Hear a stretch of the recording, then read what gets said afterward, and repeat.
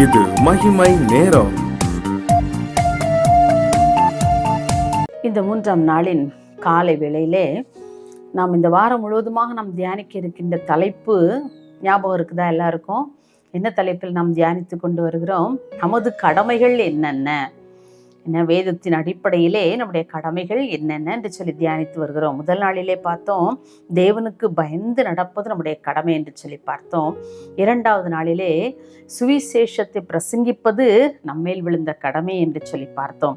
இந்த 3வது நாளிலே நம்மளுடைய கடமை என்ன தெரியுமா?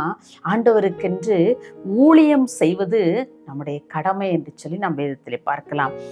லூக்கா 17ஆம் அதிகாரம் 10ஆம் வசனம் இவ்வாறு கூறுகிறது, நாங்கள் அப்பிரயோஜனமான ஊழியக்காரர் செய்ய வேண்டிய கடமையை மாத்திரம் செய்தோம். நாங்கள்லாம் அப்பிரயோஜனமான, ஒன்றுக்குமே உதவாத ஊழியக்காரர்கள். ஏன் தெரியுமா? நாங்கள் ஆண்டவரை பற்றி சொல்லுகிற ஊழியர்கள். ஏன் நாங்கள் அப்படி செய்கிறோம் தெரியுமா? நாங்கள் செய்ய வேண்டிய கடமையை மாத்திரம் செய்தோம். அது எங்கள் மேல் விழுந்த ஒரு கடமை. ஊழியம் செய்வதும் ஒரு கடமை என்று சொல்லி பார்க்கிறோம். நாங்கள் எதுக்குமே நாங்கள் பிரயோஜனமற்றவர்கள் தான். ஆனால் நாங்கள் கர்த்தருக்கென்று நாங்கள் என்ன செய்கிறோம்? ஊழியம் செய்கிறோம். நான் இது உலகத்தில் தள்ளப்பட்டவர்களாக இருக்கலாம், உடல் பலவீனப்பட்டவர்களாக இருக்கலாம். நாங்கள் எதுக்குமே உதவ மாட்டோம், இவன் எதுக்குமே உதவ மாட்டா, இவன் எதுக்குமே உதவ மாட்டான் என்று சொல்லி தள்ளப்பட்டவர்களாக இருக்கலாம், அப்பிரயோஜனமான மனிதர்களாக இருக்கலாம். அப்படிப்பட்டவங்க தான் நாங்கள் ஊழியம் செய்து கொண்டு இருக்கிறோம். ஏன்னா அது எங்கள் மேல் விழுந்த ஒரு கடமை. எங்களுக்கென்று கொடுக்கப்பட்ட அந்த கடமையாக நாங்கள் எண்ணுகிறோம். அதை மாத்திரம்தான் நாங்கள் செய்கிறோம் அப்படின்னு சொல்லி நீங்கள் சொல்லணும் அப்படின்னு சொல்லி ஆண்டவர் என்ன செய்கிறாரு? தம்முடைய சீஷர்களுக்கு போதிக்கின்றார். நாங்கள் பெரிய ஊழியக்காரங்க, நாங்கள் பெரிய தீர்க்கதரிசிங்க, நாங்கள் பெரிய சுவிசேஷத்தை அறிவிக்கிறவங்க அப்படிங்கிற பெருமை உங்களிடத்தில் என்ன செய்யக்கூடாது? இருக்கவே கூடாது. நாங்கள் ஒன்றுக்கவே துடைத்து போடுகிற ஒரு அழுக்கை போல நாங்கள் என்ன செய்கிறோம்? இருக்கிறோம். அப்பிரயோஜனமான ஊழியக்காரர்கள். எங்களுடைய கடமையை மாத்திரம் நாங்கள் செய்கிறோம். ஆண்டவருக்கென்று ஊழியம் செய்கிற அந்த கடமையை மாத்திரம் நாங்கள் செய்கிறோம்.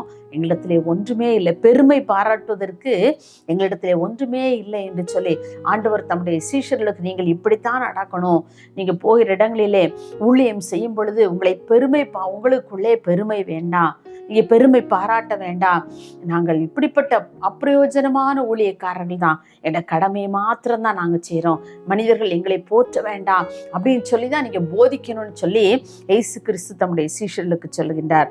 பாருங்க, இன்றைய நாட்களிலே ஊழியத்திற்கென்று தங்களை அர்ப்பணித்து கர்த்தருக்காக ஊழியம் செய்வது மிகச் சொற்ப எண்ணிக்கையில் தான் இருக்கிறது. ஆனால் ஊழியம் செய்வது என்மேல் விழுந்த கடமை என்று சொல்லி அந்த பொறுப்புணர்வோடு ஊழியம் செய்யும் பொழுது அநேக ஆத்துமாக்களை நாம் அறுவடை செய்ய முடியும் இல்லையா? பாருங்க, ஏதோ கடமையா நம்ம செஞ்சுட்டே இருக்கோம் அப்படின்னு அல்ல. ஊழியம் என்பது தன்னையே அர்ப்பணித்து, தன்னையே ஒடுக்கி, ஆண்டவருக்கென்று நம்ம அடிமையாக்கி அவருடைய நாமத்தை நாம் பிரஸ்தாவப்படுத்தும் பொழுது அந்த ஊழியம் ஒரு கனமான ஊழியமாக இருக்கும். அன்பானவர்களே, மகிமையான ஒரு ஊழியமாக இருக்கிறது என்பதிலே சந்தேகமில்லை. முன்னால காலங்கள்லாம் பாருங்க, வெளிநாட்டினர் வந்து நம்முடைய இந்தியா தேசத்துக்கு, இந்தியா மக்களும் இந்த இயேசுவை ஏற்றுக்கொள்ள வேண்டும். அவர்கள் அந்த இயேசுவினுடைய அன்பை ருசித்தவர்கள், இயேசுவின் அன்பை அறிந்தவர்கள். உடனே அவங்க என்ன செய்யறாங்க? ஐயோ, இந்திய மக்களும் கூட இந்த இயேசுவை அறிந்து கொள்ள வேண்டுமே என்கிற தாகத்தோடு தங்களுடைய நாடு, தங்களுடைய வீடு அங்கிருந்து விட்டு புறப்பட்டு வந்து இங்க வந்து ஊழியம் செய்து கர்த்தருடைய அன்பை எல்லாம் மற்றவர்களுக்கு பகிர்ந்து அளித்தார்கள். அவங்களோட வரலாற்றை எல்லாம் புத்தகமாக வெளியிட்டு இருக்கிறாங்கல்ல, அதெல்லாம் நம்ம புரட்டி பார்த்தோன்னு சொன்னா ரொம்ப கஷ்டப்பட்டிருக்காங்க. இந்த நாட்டினுடைய சீதோஷ்ண நிலை, உணவு பழக்கங்கள், கலாச்சாரங்கள், இது எல்லாமே முற்றிலும் வேறுபட்டதாக இருக்கிறது.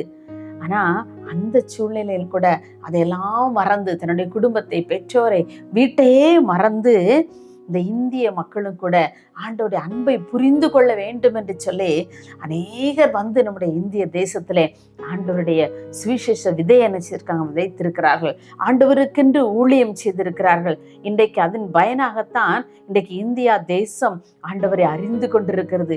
இந்தியாவின் பல்வேறு பகுதிகளிலே ஊழியங்கள் நடந்து கொண்டிருக்கிறது. வெவ்வேறு நிலையில் உள்ள மக்கள் ஆண்டவருக்கென்று ஊழியம் செய்து கொண்டே இருக்கிறார்கள். ஒவ்வொரு ஸ்தாபகர்கள், ஒவ்வொரு ஊழிய ஸ்தாபன தகப்பனுங்களும் இணைந்து ஒவ்வொரு இடங்களிலே ஆண்டவருடைய ஊழியத்தை செய்து கொண்டிருக்கிறார்கள். அதற்கு காரணம் எல்லாம் வெளிநாட்டிலிருந்து வந்த அநேக ஆண்டவருடைய பிள்ளைகள் தான். அவர்கள் தங்களுடைய எதையுமே பொருட்படுத்தாதபடி, தங்களுடைய உடைமைகளையோ அல்லது தன்னுடைய உடல் நிலைகளையோ எதையுமே பொருட்படுத்தாதபடி ஆண்டவருக்கென்று ஊழியம் செய்வது என்மேல் விழுந்த கடமை என்பதை அவர்கள் உணர்ந்தவர்களாக அன்றைக்கு ஆண்டவருடைய அன்பை நமக்கு வெளிப்படுத்தினதினாலே இன்றைக்கு நம்ம எவ்வளவு நல்ல ஒரு வசதியோடு வாய்ப்போடு நம்ம உட்கார்ந்து கொண்டிருக்கிறோம்ல. இன்னைக்கு நம்ம யோசித்து பார்ப்போம். நம்முடைய வீடுகளில் நல்ல வசதி இருக்கிறது, தங்குறதுக்கு நல்ல வசதி இருக்கிறது, நம்ம ஏசி போட்டு உறங்குறோம்ல, நல்ல காற்றோட்டமாக உறங்குறோம்ல. அவங்களாம் எங்கள் தெருவிலையும் திண்ணையிலுமா தான் படுத்து நினைச்சுதாங்க உறங்குனாங்க. ஒருவேளை சாப்பாட்டுக்கு கூட ரொம்ப கஷ்டப்பட்டு தான் ஊழியம் செய்தாங்க. இன்னைக்கு நம்ம அப்படி கஷ்டப்பட்டு ஊழியம் செய்கிறோமா? இன்னைக்கு ஊழியர்களெல்லாம் பார்க்குறோம்ல, எங்கேயாவது தங்குனாங்கன்னா சில ஊழியர்களை பற்றி நான் கேள்விப்பட்டிருக்கிறேன். சாதாரண இடங்களில் நான் தங்க மாட்டேன், நல்ல 5 ஸ்டார் ஹோட்டல், நல்ல சாப்பாடு இருக்கணும், தங்குற நல்ல எனக்கு இடம் வேணும், அப்போனா தான் நான் அந்த இடத்துக்கு ஊழியம் செய்ய வருவேன் அப்படின்னு சொல்கிற அநேக ஊழியர்கள் உண்டு. அப்போ அந்த காலத்தில் வந்த நாம் ஊழியம் செய்ய வந்த மகான்களை நினச்சி பார்ப்போம். எவ்வளவோ ஆண்டவருக்காக தங்களையே மறந்து, தங்களுடைய உடலை மறந்து, தங்களுடைய சுகத்தை மறந்து, தங்களுடைய எல்லாவற்றையும் விட்டு ஆண்டவருக்கு என்று ஊழியம் செய்தார்களே. இன்றைக்கு நாம் யோசித்து பார்ப்போம், ஆண்டவரே நாங்கள் ஊழியம் செய்து கொண்டிருக்கிறோம். இன்னைக்கு நமக்கு எல்லா வசதிகள், வாய்ப்புகள், செல்வாக்கோடு நாம் வாழ்கிறோம். அவருடைய ஊழியத்தில் என்னுடைய பங்கு என்ன, அது என்னுடைய கடமை என்ன என்று சொல்லி நாம் நினைப்பதற்கு நாம் தவறிவிடுகிறோம்.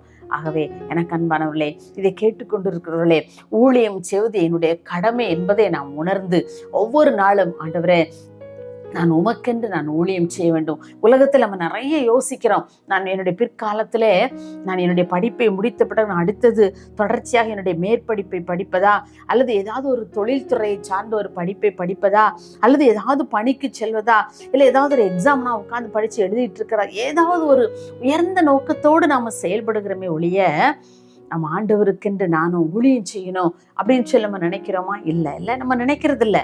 வேற இதெல்லாமோ நம்ம முயற்சி பண்றோம்.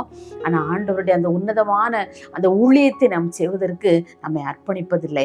ஆனால் அது நம்மேல் விழுந்த கடமை என்பதை நாம் உணர்ந்த பிள்ளைகளாக ஒவ்வொரு நாளும் ஆண்டவரே உடைய ஊழியத்தை செய்வது என்மேல் விழுந்த கடமை, அப்பா என்னை அதற்கு தகுதிப்படுத்துங்க என்று சொல்லி நாம் அவருடைய சமூகத்தில் கேட்கும் பொழுது ஆண்டவர் நிச்சயமாக நம்மை தகுதிப்படுத்துவார். அவருடைய ஊழியத்தை செய்யும்படியான கிருபைகளை நமக்கு தருவார். அவருடைய கிருபை இல்லாமல் அவருடைய ஊழியத்தை நாம் நிறைவேற்ற முடியாது. ஆகவே ஊழியம் செய்வது நம்மேல் விழுந்த கடமை என்பதை உணர்ந்த பிள்ளைகளாக நாம் அவருடைய சமூகத்தில் கேட்போம். அப்பா எனக்கு அப்படிப்பட்ட கிருபையை தாங்கன்னு சொல்லி கேட்போமா? எங்களை நேசிக்கிற அன்புலே சுவாமி, இந்த அருமையான இந்த 3ஆம் நாளின் காலை வேளைக்காக உண்மை நன்றியோடு துதிக்கிறப்பா, உண்மை ஸ்தோத்திரிக்கிறோம் ஐயா. இந்த நாளிலும் கூட ஊழியம் செய்வது எங்கள் மேல் விழுந்த கடமை என்பதை நாங்கள் தியானித்தோம் ஐயா. ஆண்டவரே, நாங்கள் ஒருவேளை இதை குறித்து நாங்கள் ஒரு நாளும் சிந்திக்காத பிள்ளைகளாக நாங்கள் இருந்திருக்கலாம் ஐயா. இந்த உலக பிரகாரமான வேலைகளையே நாங்கள் நினைத்து அடுத்து என்ன செய்யலாம் என்று சொல்லி அடுத்த ஆண்டு எதிர்நோக்கிய பிள்ளைகளாக நாங்கள் இருக்கிறோம்ப்பா. ஆண்டவரே, எங்களுடைய உலக பிரகாரமான வாழ்க்கையிலேயே எங்களுடைய எண்ணங்கள், சிந்தனைகள் எல்லாம் ஆண்டவரை கடந்து சென்று கொண்டே இருக்கிறது. ஆண்டவரே, உங்களுடைய உன்னதமான ஆண்டவரே அந்த ஊழியத்தை செய்யும்படியான கிருபைகளை எங்களுக்கு தாங்க. எங்களை அதற்கென்று ஆண்டவரை எங்களை ஆயத்தப்படுத்துங்க சுவாமி.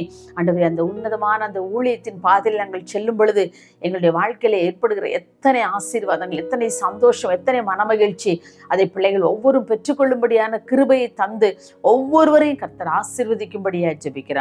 அப்படிப்பட்ட கிருபைகளை நீ தரப்போறதற்காக உமக்கு நன்றி. இயேசுவின் நாமத்தில் பிதாவே.